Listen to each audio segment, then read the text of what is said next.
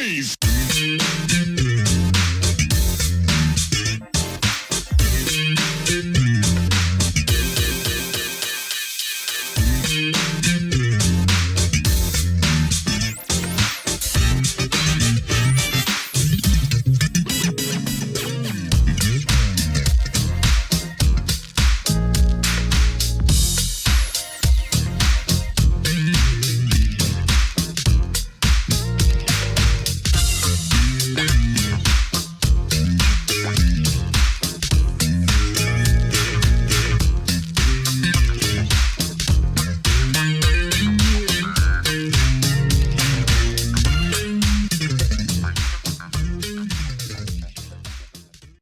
Welcome back to the next part of this Truth and Rhythm episode.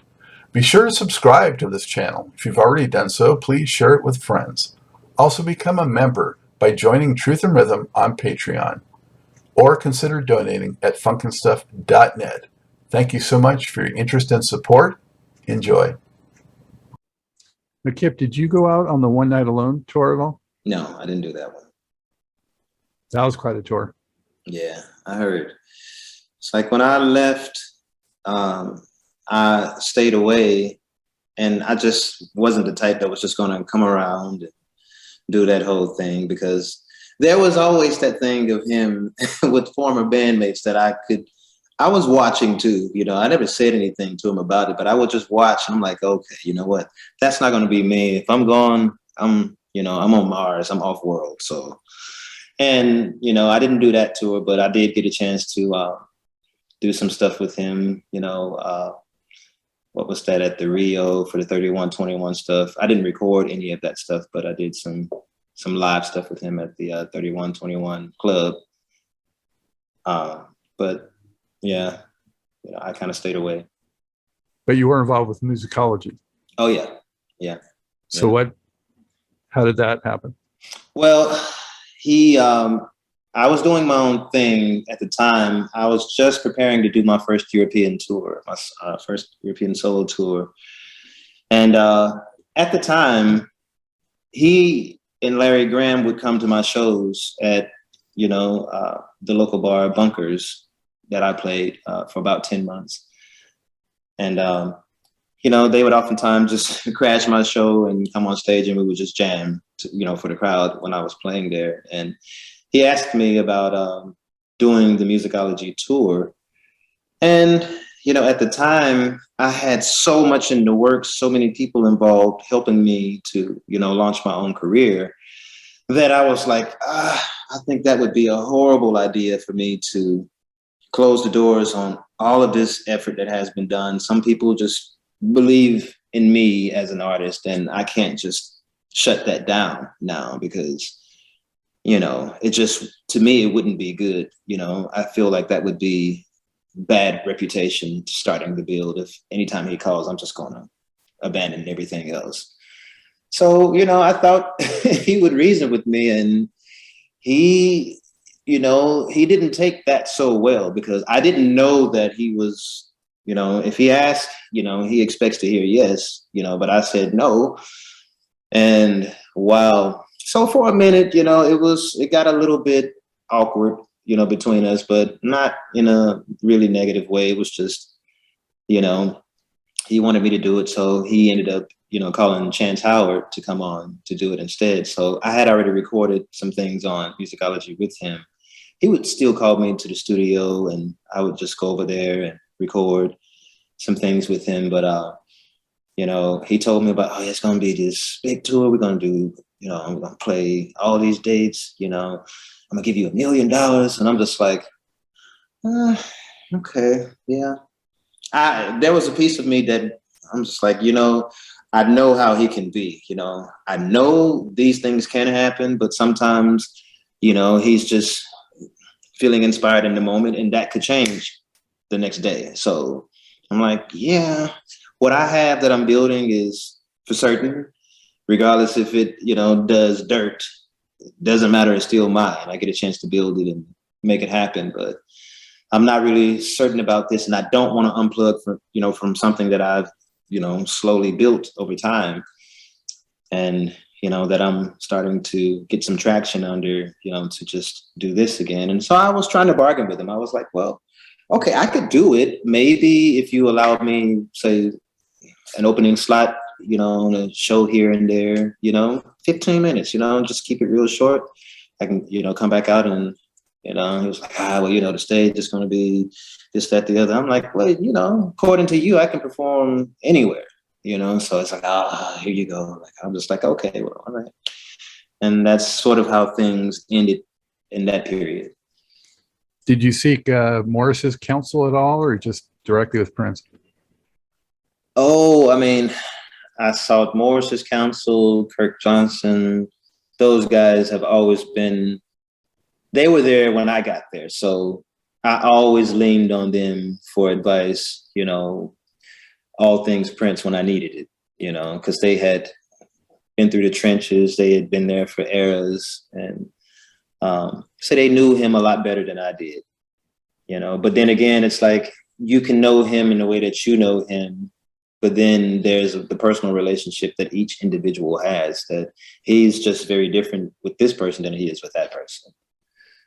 Now, what tracks are you involved with on Musicology?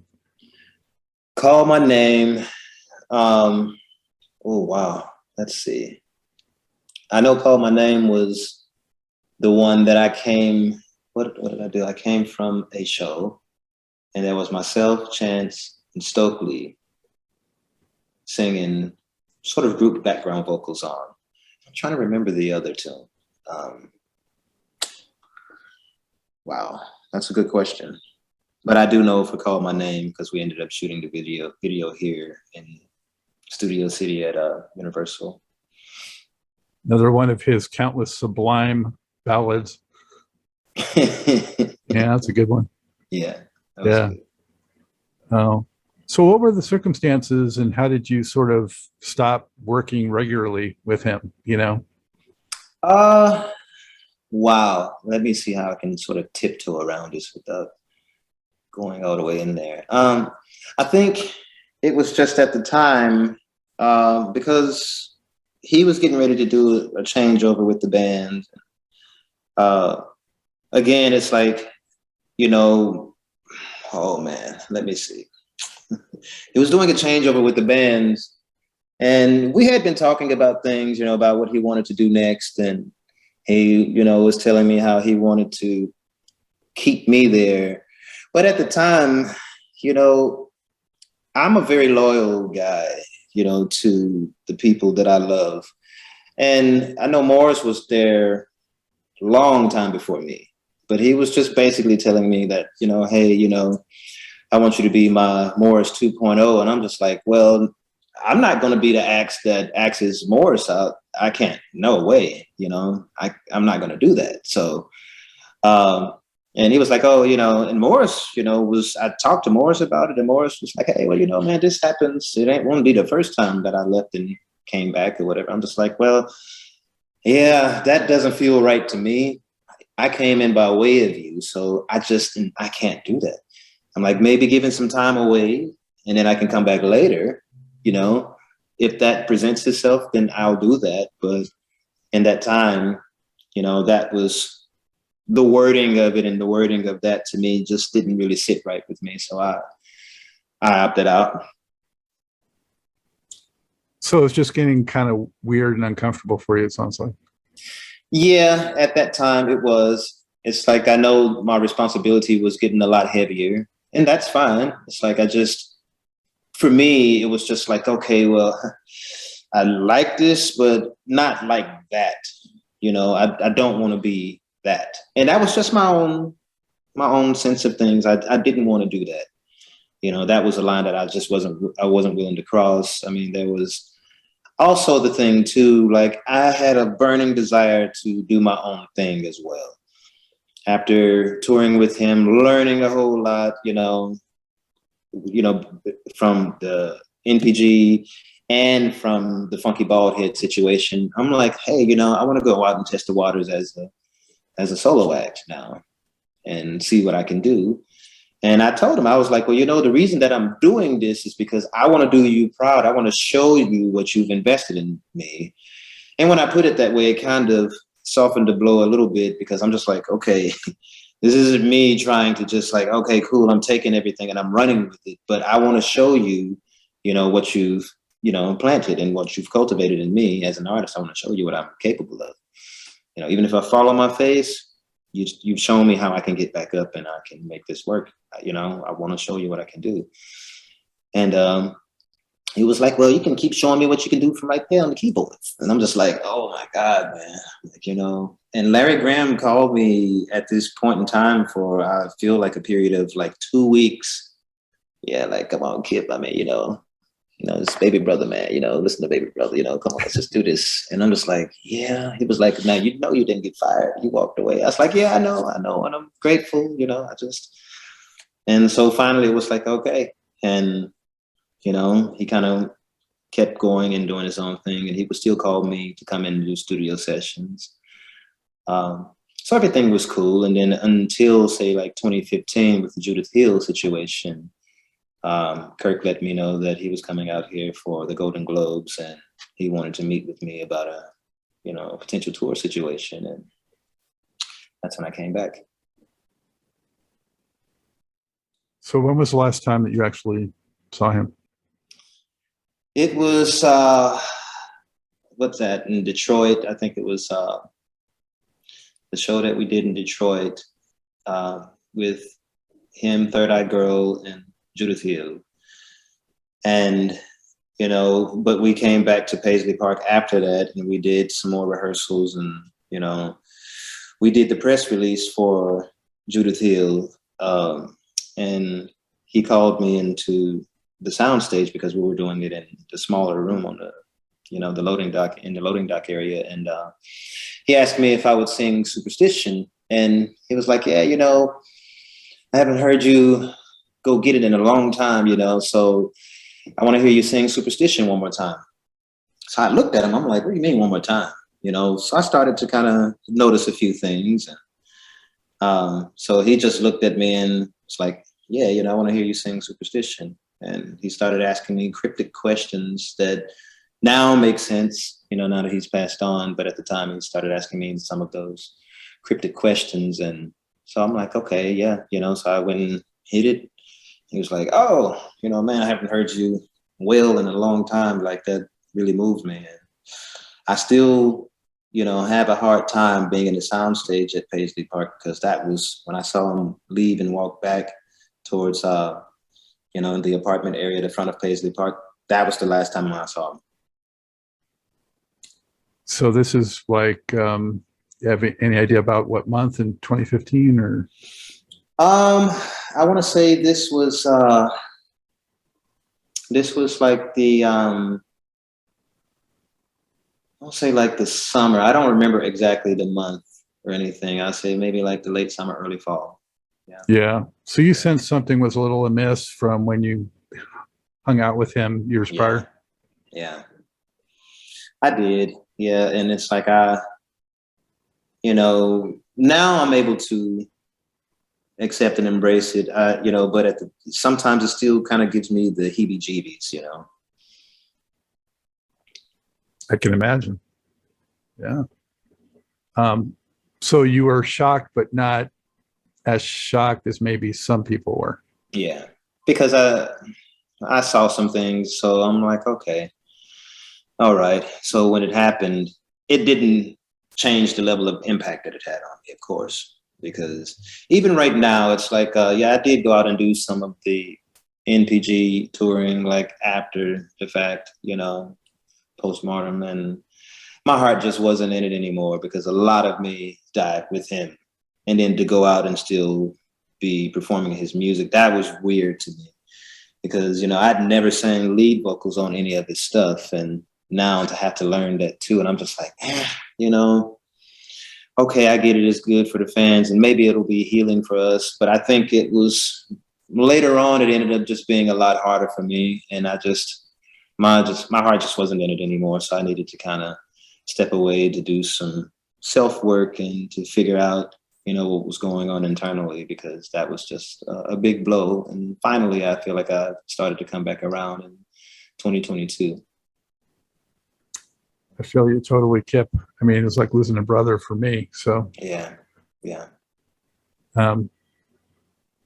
Yeah, I guess probably the permanency and reality of it sets in after a little bit longer, and then you kind of have to go through it again in a different way, you know? Yeah, absolutely. And I think it all came back around full circle for me. The reason that, he told me, like, hey, sky's the limit for you.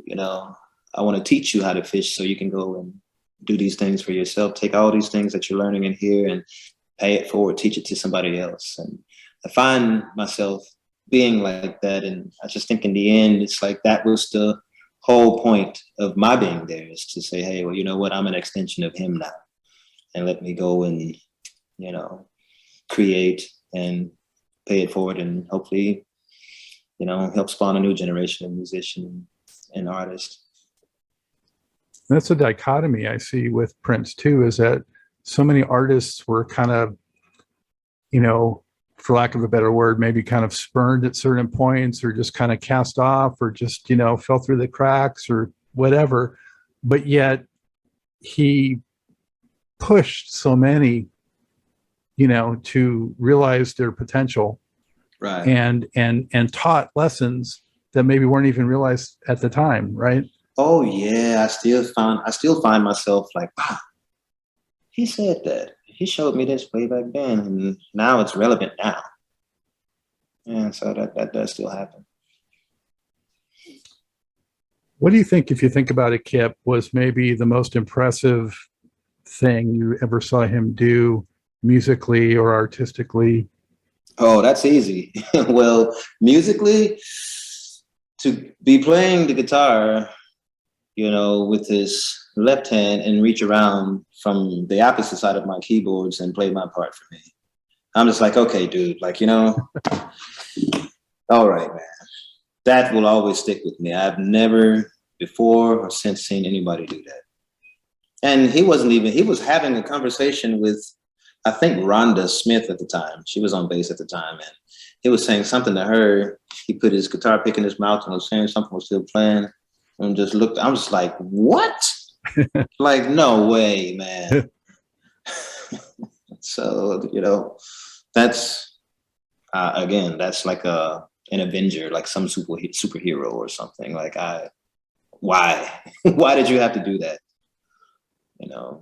He just looked at me and laughed. It's like, you got it? I'm like, well, yeah, I got it, So he looks at me and just like, he walks away and starts playing and doing whatever, I've seen him play bass and drums at the same time, put the bass against his thigh and just, maybe hit it with that, I'm like, wow, dude, like, okay, man. Like, I think some days he would just be in the mood to just like, let me show you what I can really do. He'll just do it for a little bit and then get up. And I think it was also too sometimes a morale booster for the band. Like, hey, like, watch this. Like, oh my God, that's crazy. Yeah, the keyboard thing. I saw him in 1982 at Santa Monica Civic. It was like the controversy tour around that era. Mm-hmm. And I tell people one of the most amazing things I saw him do myself, and I saw like maybe 40 shows through the years, was during Head. It was either Head or Let's Work. One of those two. I think it was Head. He did the keyboard and guitar at the same time. Oh, man. And it was just unbelievable. I was just slack-jawed. Yeah, he was amazing, man. He was very amazing. I miss him. I miss him all the time. And this is, believe it or not, one of the first real conversations that I've had, about him in a long time, because I just shy away from it. I don't spend any time on social media, so I'm happy that I even got on Messenger to get the message from you, because it's like, I just am not on there. Well, I appreciate that. And I mean, as someone who followed him from the beginning, mm-hmm. and has spoken to so many people from that camp, I just want to honor his legacy. Right. And, that's the most important thing. And also those that worked with him, and, not exploit anything, and not, do I the gossip appreciate you for stuff. that. I really know? appreciate that too, man. Like I really Yeah. do. I've, had some interviews, or people asking me about interviews, and I would have to screen the questions because I'm like, I don't know, if I have to get on here and there's something that I don't like, I'll end it, like, thank you, no thanks, people want to ask me, email me questions, and they were asking about the time of his passing. Did you see him? I'm like, you know what? That's over. We're not gonna talk about that stuff. Don't want to dwell on that, man. No need. No. It's painful enough. Yeah. And need to honor, that legacy too. Right. So, Scott, when you left though, and kind of started doing your own thing, you weren't alone. I mean, Rhonda Smith was, going out there and doing her thing, and some of the other NPG people, Kat Dyson, and oh yeah.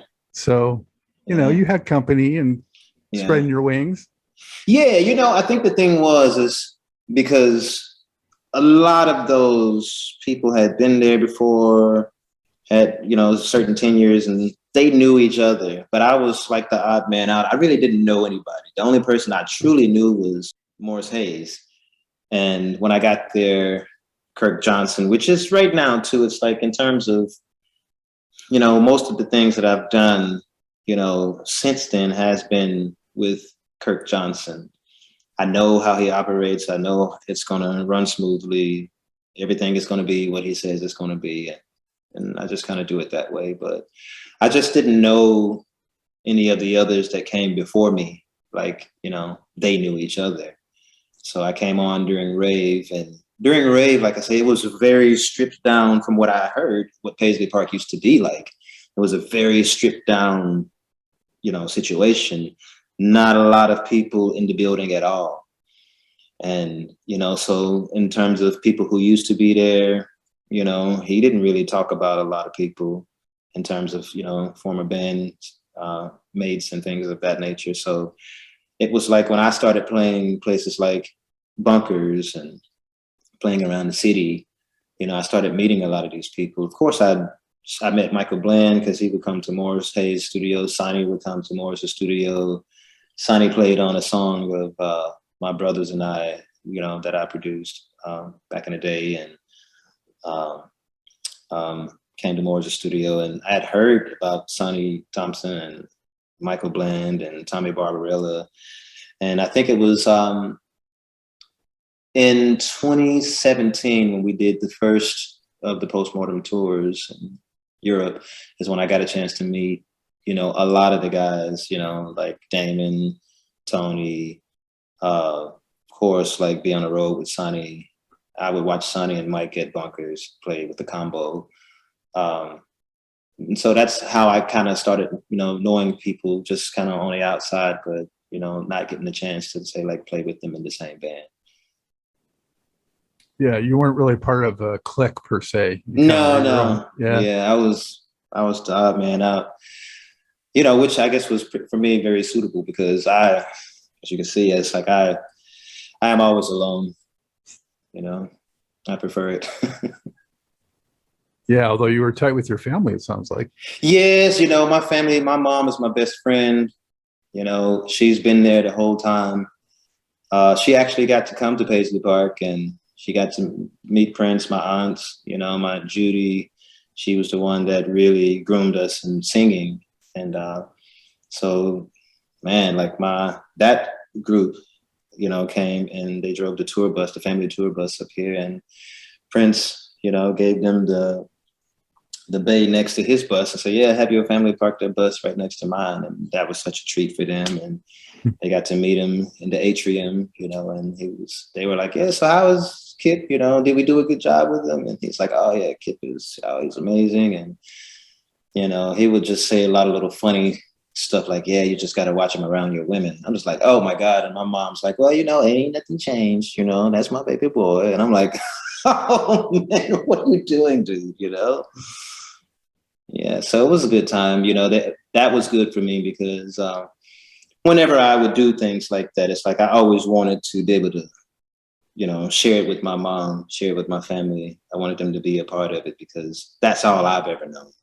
in terms of musicality and doing things together. We always did things together like that. So, and I was the first one to leave gospel music and do something outside of the church. So for me, it was like, okay, I just want you to see what I'm doing, know that it's cool.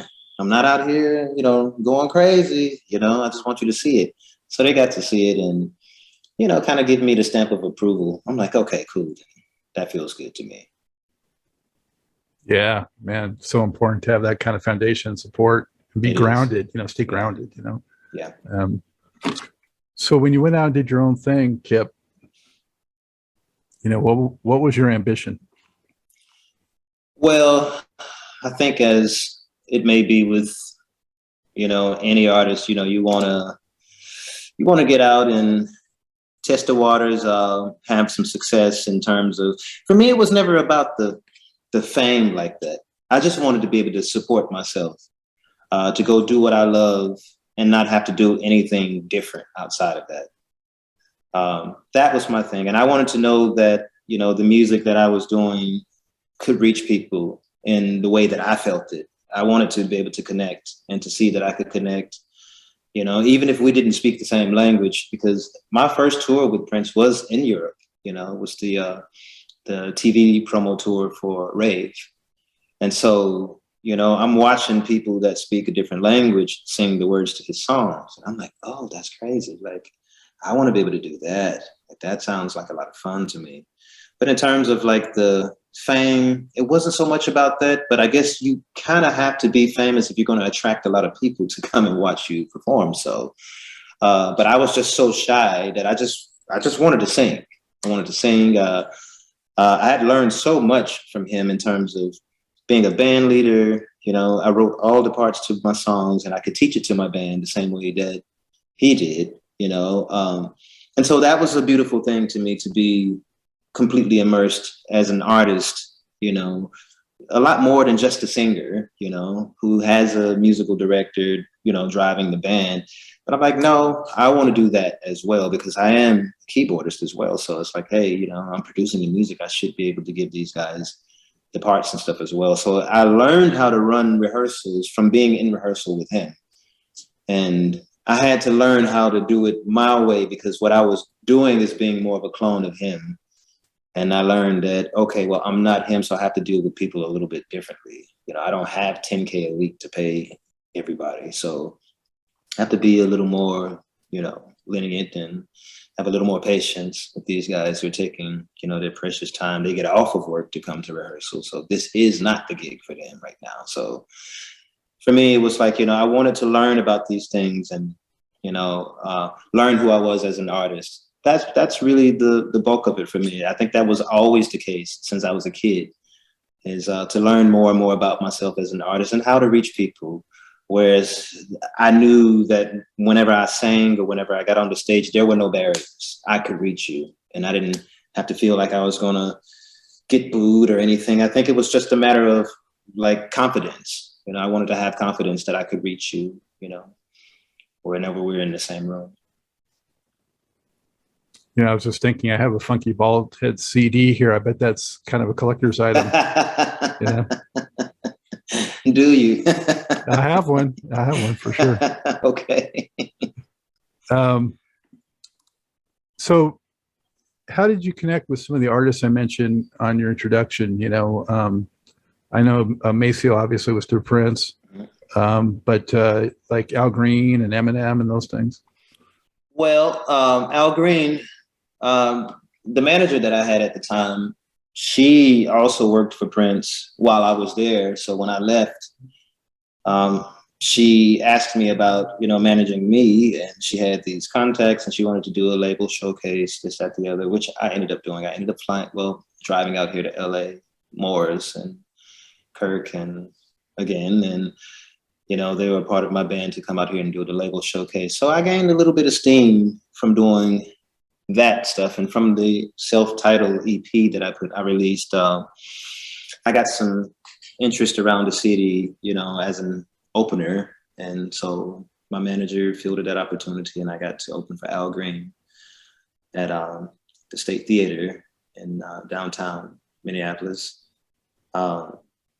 And then from that point on, when I got here, I met one of the guys that I look at as my LA big brothers. He's formerly, it's two of them, but this one particular one, I met him at Prince's house during the Grammy after party for, musicology. And so I met him, and Prince was jamming, Stevie Wonder's there, Maceo's there. And Prince comes and put the microphone stand in front of me and was like, yeah, see what you got with him. I'm like, oh, loosened my tie, threw my coat off, and we just all started jamming. And so this guy was like, man, like, oh my God, like, you got to come get down with us in LA. We work with a lot of people. And so I'm like, all right. So 3 years later in 2007, I ended up moving from Minneapolis to LA now. And I came out here, and those were the guys that I met up with. Well, it was actually in Vegas. We were in Vegas. It was the 31-21 period. And they ended up coming to Vegas for one of the guys' bachelor party. And I met up with them at a hotel, and I was already working on some more production stuff. So I took it in there and showed it to them. They're like, man, this is some good stuff. Like, when can you come to LA? I'm like, well, when are you guys leaving? And so basically what happened is I went back to LA with them, and I never went back to Vegas. And I slept on the studio couch, for about 6 months until we started working with one of Dr. Dre's artists that he had on the shelf for like 7 years. And she was determined to show him that she's ready to get off of the shelf. So these guys had the relationship with her, but they had never done anything with Dre before. And mind you, our studio at the time was across the street from Record One, which at the time was where Dre worked out of. And so it just kind of all happened that way. So I was producing a whole bunch of stuff for her, and she kept coming back to me and saying, man, Dre took all the beats that you did for me, and he wants to use them for his Detox album. So I'm like, oh, okay. Well, I'll just do you some more. She was like, well, he's just going to take them too. So I'm like, okay, well, what do you want me to do? And so she was like, well, he wants to meet you. And I'm like, okay, well, yeah, that sounds cool. Like, when, where? She was like, oh, I'm having a birthday party at Ladue in Hollywood, and he's going to show up there. And I'm like, all right. So I went there, and once again, I don't know anybody. And I'm just kind of hanging out with the studio crew and just looking around. I see Dre walk in, and I'm like, oh, cool, that's Dre, And once you've been around Prince, you really don't get too starstruck with anyone else. It's just like, okay, well, cool, nice to meet you. And he walks over, is like, hey, let me holler at you for a little bit. And so he pulls out a flash drive and gives me a flash drive and say, hey, I got 4 songs on here, 2 for myself and 2 for Eminem. I wanted to see what you could do to them. So got back to the studio. I turned them things around in just a few hours, got it back to him. And I didn't really hear anything back, for a while. But then when I did, I got the song that I did landed on Eminem's album Relapse, and it was called Underground. And I'm hearing all these crazy vocals and stuff. I'm like, whoa, that's me. I'm like, oh, cool. Got on there. All right. But it was the last track on the album. It was track 20. So I'm like, all right, well, cool. So next thing I know is I hear from Dre again, another flash drive. Okay, well, hey, wants to see what you can do with this. But however, he wants you to come down to Encore in Burbank this time and record it. So I'm like, all right, well, cool. So I get to Encore, and, big security guards and stuff. So I'm like, yeah, Dre, I'm here for Dre or whatever. So they're like, who are you? I'm like, I'm Kip. They're like, oh, okay, yeah, come on in. So I'm like, I get in, and I see Dre, and he gets up and greets me, gives me a nice handshake and hug. And he was like, yeah, I got somebody I want you to meet. So hang out right here for a second. I'm like, all right.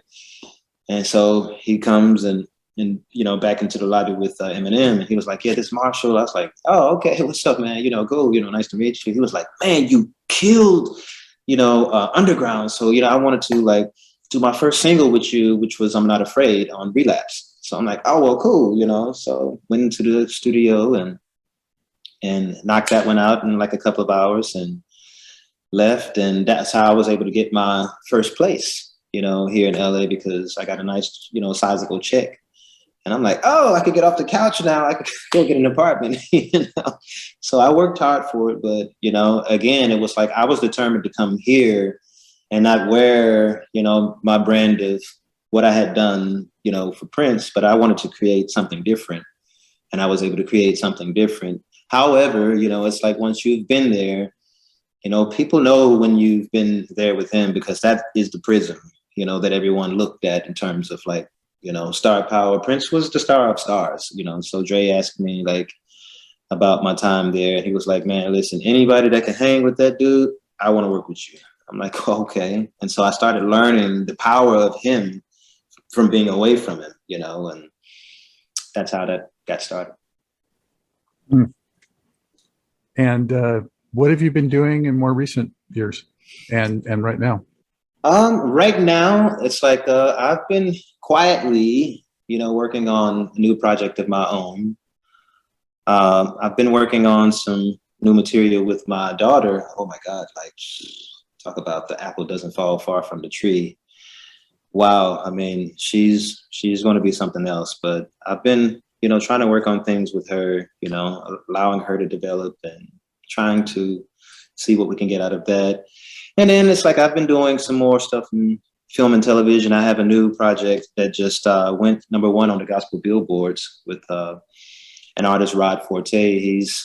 He used to be like one of the keyboard mentors that I had, because I would watch him and his brother play in church and memorize what they were playing and take it home and practice it. So I just I've been producing him since 2020, and he just hit #1 on the gospel billboards, and working on a few more things for him. So if you're listening, go check Rod Forte out.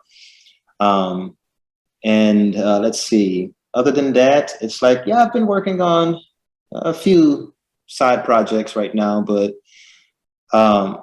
nothing else much of note. I was working on one thing for a while, but I just kind of backpedaled on it and decided to, you know, kind of focus on the things that I saw where I'm getting the movement at. How old is your daughter? My daughter's 25. Wow. Yeah. Yeah. I say that too. Like, yeah, it's so weird to say I have a 25-year-old. Oh my God. Yeah, she's brilliant. She's sweet. You know, her dancing is phenomenal. Her songwriting is phenomenal. She's a phenomenal vocalist. She plays keys and guitars, you know. So, you know, she one-upped me with the dance because you know, she's got me on that. But that's what I mean. Like, she's like, Dad, I'm coming for you. I was like, well, you know what? I'm not ready to sit down yet, so it's you're gonna have a fight on your hands. We have a little healthy competition with us, but you know, I love her to death, and her name is Kip Blackshire. So, you know, you can look her up too soon. You know, I got a song that I'm trying to get mixed with her that we produced. She came to visit me in Minnesota during the pandemic, and we worked on something. In 3 hours, we had something amazing. So I want to get that finished. And there's another one. She's actually going to be here. Let's see, what is today? In about a week, she'll be here. So, yeah. Are you comfortable accompanying yourself while you sing, or do you generally do them separately? Oh no, I can accompany myself when I sing. I mean, that was one of the things. Even with Prince, we would do a cover of Donny Hathaway's "Someday We'll All Be Free." So I'd be on the roads playing and singing, you know. So, and then of course too, from my church days, it's like I was always playing and singing, you know, as I got older, you know. But do I prefer it? No, I prefer to be on the front lines and just give you everything. But I understand that that's a whole different energy to be behind the keys and to play and sing. So I love it too, but you know, primarily, of course, I like to be up front and sing. What would be your top 2, let's say, favorite Prince songs ever? Oh man, I know it's really hard, or just 2 of your favorites. Oh man, well, I'll say "Nothing Compares to You." And wow, everything else is kind of a toss-up. Like, wow. And the reason that I say even "Nothing Compares to You" is because he and I did that song together. So I have an affinity of that experience. But man, like I hear him in my head, like, so, which one of my children do you like the best? I'm like, well, you know what? Let's not even go there, man. So for me, it's like, I don't know. It's like, I don't tend to have favorites in any form of music. I really don't. And I think that's what has allowed me to morph from doing something like that into doing something like with Dre or Eminem. I just don't hold on to anything as a favorite. I just approach everything with the same fervor. So it's like, I don't know. I can't answer that question, to be honest. Well, it's a big spectrum from the gospel to gangster rap. I know, right? Yeah, it's a large spectrum. Kip, what would you say you're most proud of accomplishing to this point, musically? Musically, longevity. Just to be able to be in the game for, wow, 23 years now. I started at age 23 and I'm 46. So to be able to still be alive and to have value, in this music game, and to be able to adapt, to be able to keep recreating and reinventing myself, to be able to give the listeners, each artist, musicians, whatever, something fresh, and to be able to, stay present. So for me, it's like, it's like the longevity in it all. Were there any artists that Prince kind of turned you on to? Oh yeah, it's like, mind you, I told you, it's like before, I didn't know a lot of secular artists outside of gospel music. So wow, like Prince gave me videotapes of Hendrix, and I would go home and study Hendrix and James Brown. I knew of James Brown, but I didn't listen to James Brown like that. And, so getting like a whole dose of, say, vintage music, it wasn't about the latest new shining toys. It was like, the stuff that he grew up on. So he put me on to a lot of that stuff. Parliament Funkadelic, Sly Stone, of course. Like, oh my God. He was like, yeah, Sly Stone's got that church thing like you guys. So, we would do some Sly Stone with Larry Graham, Everyday People, and which we, of course, did on Rave. Hair. Oh man, like when I got those deep cuts and the funk like that, I'm just like, what happened to this? Why are we doing this now? He was like, well, yeah, then you do it. I'm like, I see what you're doing. And he, again, I told him like, hey, I'm sorry, I don't know any of your music. He was actually intrigued by it. He was like, well, that's so cool. Like, in a world where I'm, extremely popular, somebody that has no clue of who I am, this will be fun for me because I get to show you a whole lot. And I'm like, oh, okay, cool. So that was what it was. He introduced me to a lot of vintage musicians and eras and taught me a lot of the history of where certain sounds were born, hence Larry Graham and slapping the bass and stuff. And Larry Graham told me his own story. So it was a lot of that for me. I feel like that was like my golden era where I learned a lot. Wow. Some of that must have been kind of, foreign to your ears, because some of that stuff you got to listen to a few times for it to sink in. I'm still listening to it. Yeah, I'm still listening to it. Yeah. Especially some of the stuff that's really layered, like some of the P-Funk and that stuff, Mm-hmm. Yeah. I remember hearing some of that for the first time myself, and it was like, it takes a while to sink in, but once it does, man, you just appreciate the genius. Absolutely. Yeah. So good to meet you and spend time. Thank you. Blessings to you. Blessings. It's good to meet you too, Scott. Take good care and keep me in your loop, man. And your daughter too. I will. Absolutely. Yeah, absolutely. Yeah. All Thanks for having me. All right. Take good care. Yes, sir. You do the same. Thank you. Okay. Bye. Bye-bye.